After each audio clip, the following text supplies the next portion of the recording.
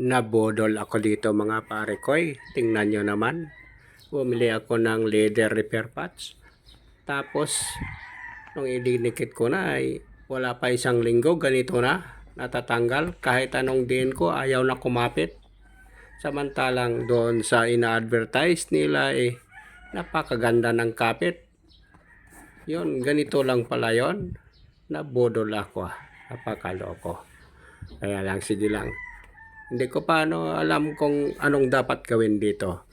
Mas mabuti siguro bilhan ko na lang to ng pandikit at saka lagyan na lang. Yung mga double side na na pandikit. Pero aywan ko nga ba kung anong maganda rito. Yun nga lang, hindi lang maganda dahil nabodol nga ako. Dahil pagka pinanood mo sa in-advertise nila, napakaganda ng kapit. Tapos ganito pala ito, wala pa isang linggo. Nako, tingnan nyo.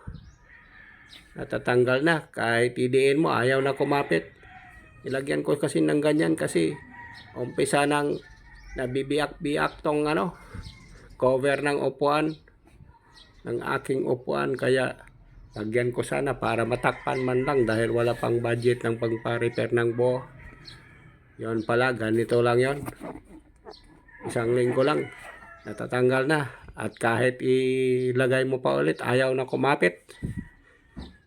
Ganito lang pala yun.